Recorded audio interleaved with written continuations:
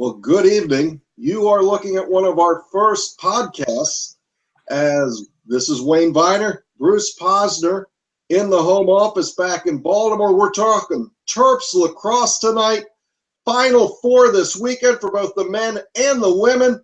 Bruce, what do you think about the trip to Philadelphia? Let's start with the men first. Well,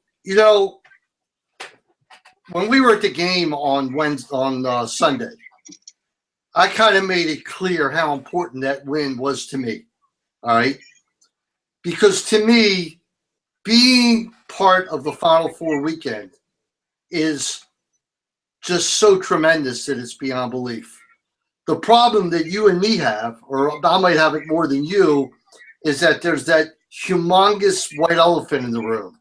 Well, we have to win. I was just telling Miss Connie this evening, Final Four is great. You pointed out right when the game ended, 4 out of the past 5 years. But one of these years, we got to win it.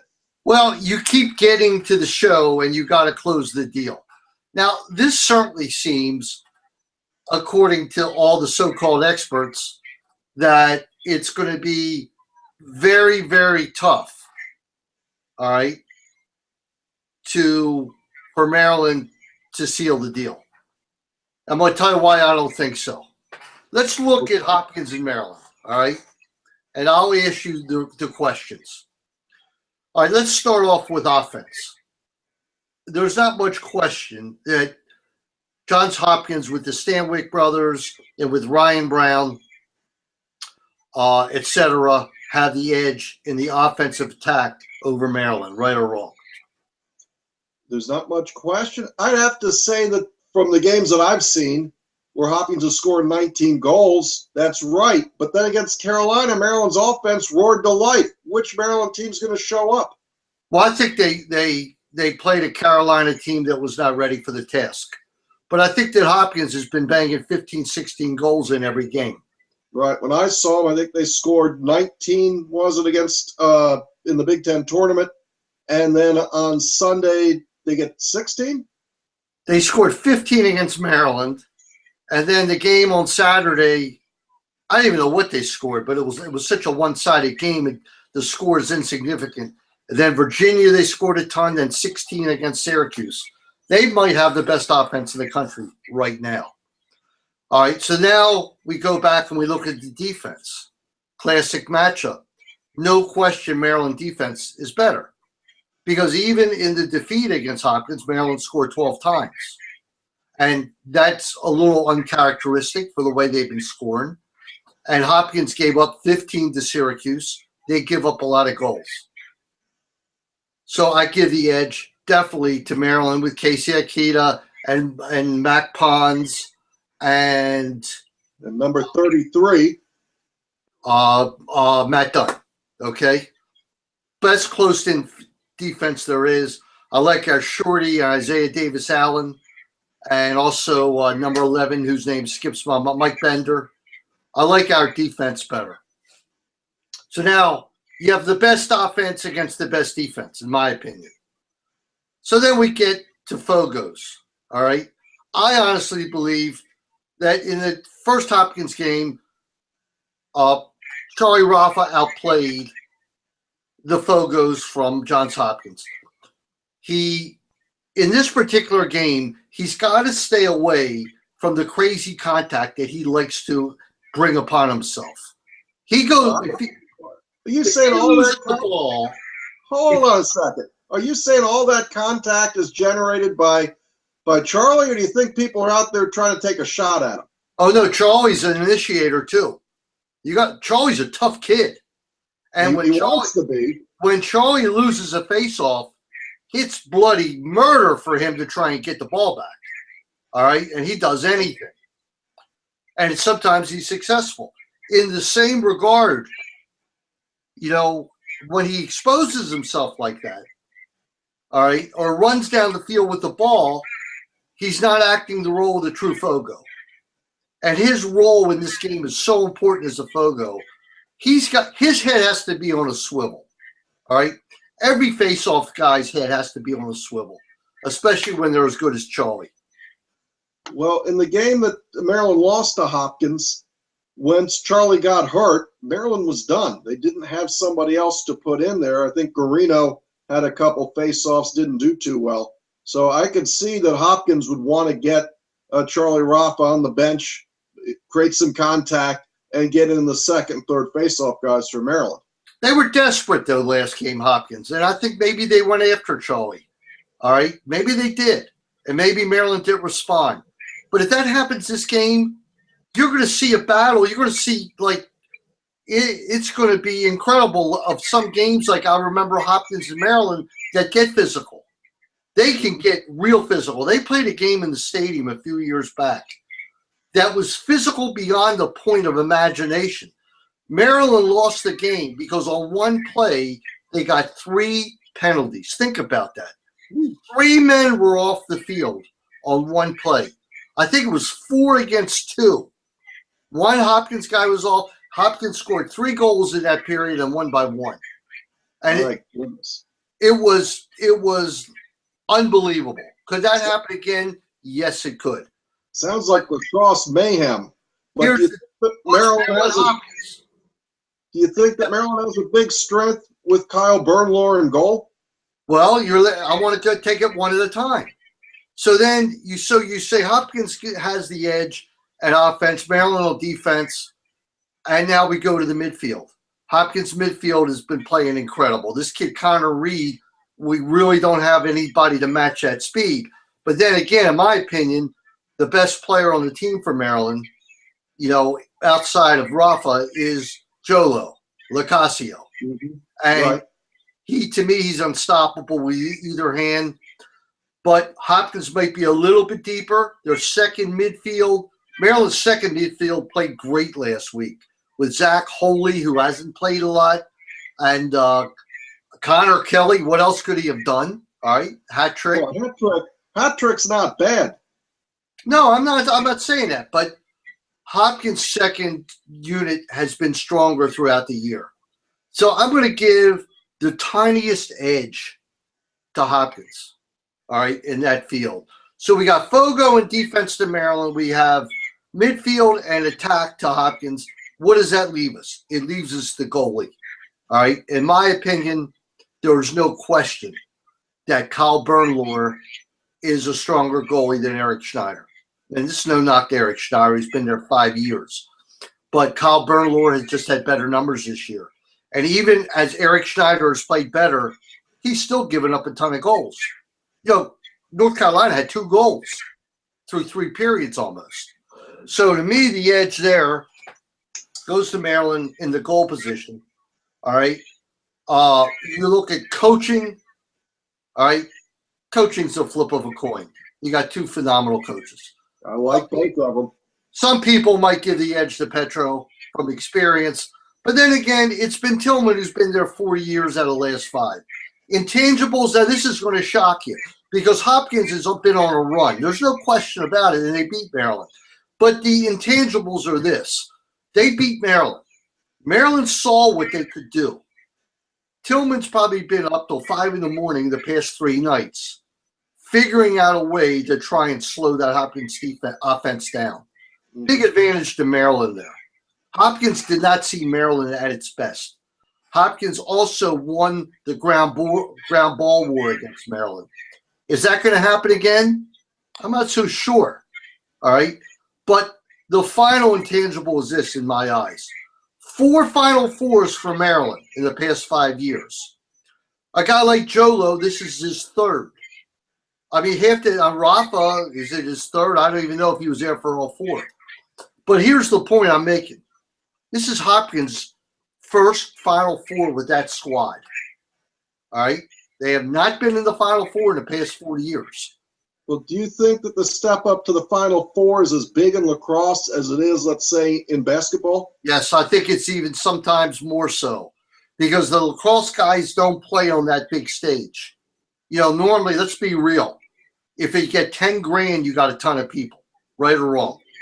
That's right. So what do you think the attendance is going to be in Philadelphia where the Eagles play? I think from what I understand with the Groupon tickets and everything, I'd be shocked if it's more than like 32,000. But that's just the way it is. Maryland doesn't play on grass that much, and Lincoln Financial Field's a grass field. Hopkins plays on turf at home, and I don't think there's any grass fields in the Big Ten. What do you think the playing on grass is going to do for these guys? I don't think it does anything. I think they're used to it, all right, and I think that maybe when Rafa gets his butt knocked on the ground, he might not get hurt, I mean, I don't know. But I'm not going to say that's much of a factor. But I really think that Maryland has a slight edge, and I know I'm biased, and I know I stand in the minority. Everybody's picking Hopkins, you know that. Of course, that doesn't surprise you or me. No, because I still see, maybe not as much as you do, but I just think a lot of people sell Maryland short, and we talked about it. Maybe it's because it's a big public school, or it's not Hopkins, or it's not an Ivy, but it just seems to be hard to get respect. And I tell you, if this was any other sport and you said you went to the Final Four 4 out of 5 years to be ready to make a statue and put it in front of the school, it's just not there yet for Tillman. But what do you see? What do you see with the Denver Notre Dame game? Because I'd love to beat Notre Dame for the national championship. Well, you might love to beat Notre Dame for the national championship, but I don't like how that game went last year. Okay, and I would rather play Denver. I think Denver is more like Maryland, and I think Denver, we know what they are. They're Connor Cannizzaro, and they're Wesley Berg, and they're a tremendous offensive team. And Notre Dame gives you offense and defense. I'd rather play the offensive team. I really would. And I do believe that Denver's going to win that game, shockingly. I would hope so. I'm rooting for Denver. Well, I'm not rooting for – I don't really care. I'm really concerned about Maryland. But I think that Maryland has a better shot against Denver than Notre Dame, because Notre Dame has a similar team. They have a little bit better on the Dodge system. But, I look at Maryland, and we haven't mentioned any names yet. And I think that, Jay Carlson has been there for these big games. He's been in so many of them. Even Rambo now, this is his second year. He's been a little quiet. Jolo, he's ready. He's got the right. He's got the left. He's got it all. I just like the way Maryland's coming into this game.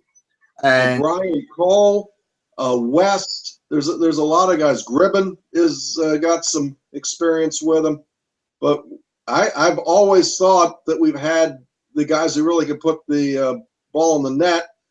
Sometimes we get stuck on offense, and I hope we get back to that flow that we saw against Carolina when we get out there on the big stage. Well, one thing that happened against Carolina, and Tillman brought it up, or I brought it up on that postgame show, was that Maryland kind of used its scorers to be the feeders. That's something you brought up to John Tillman. Right. And it was very obvious that that's the case, and that's what happened. And because I think Rambo had 2 assists and Jolo had 3. That's 5 goals.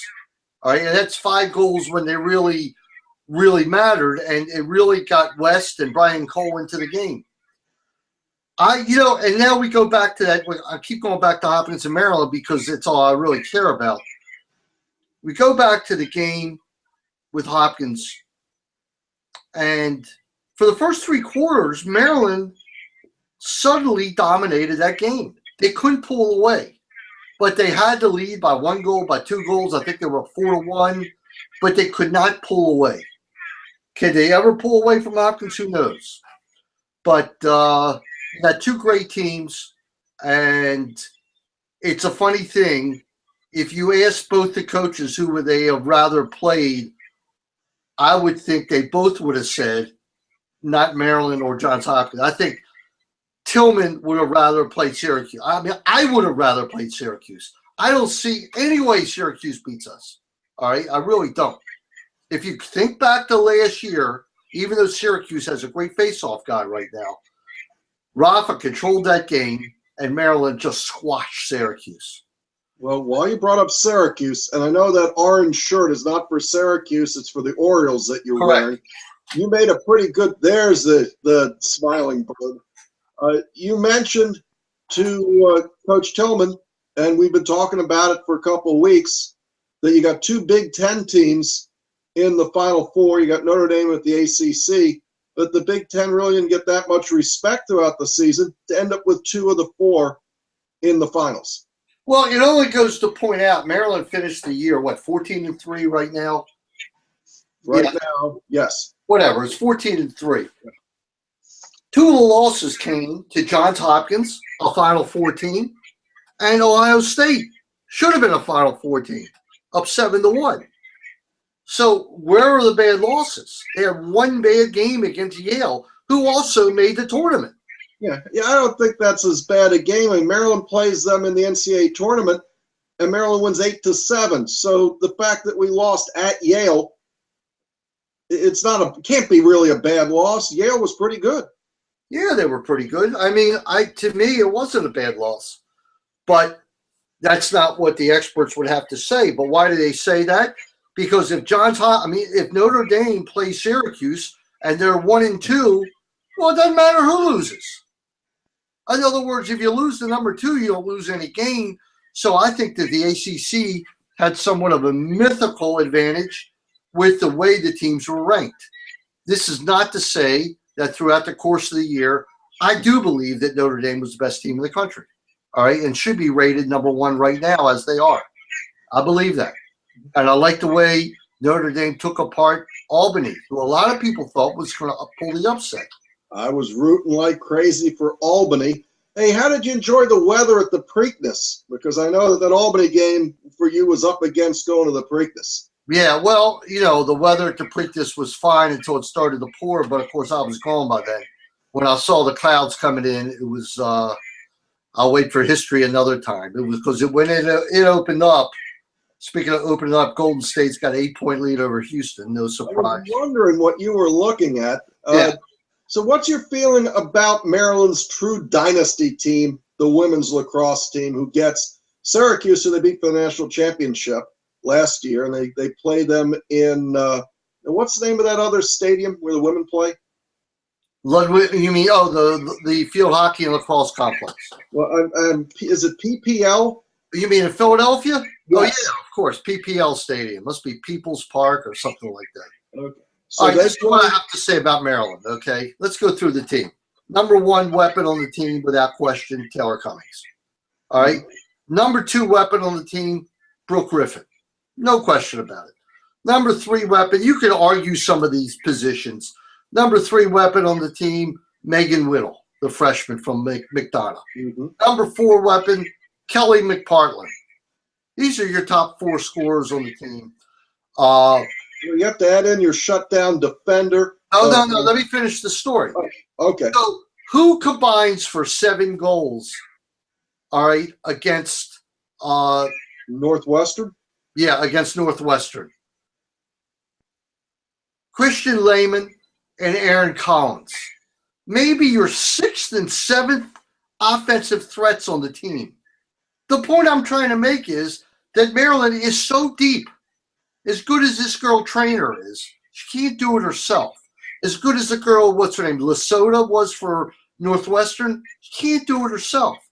There's too much at Maryland. So the only way you can beat Maryland is to scheme. Hold the ball, and Gary Gate probably will try some of that.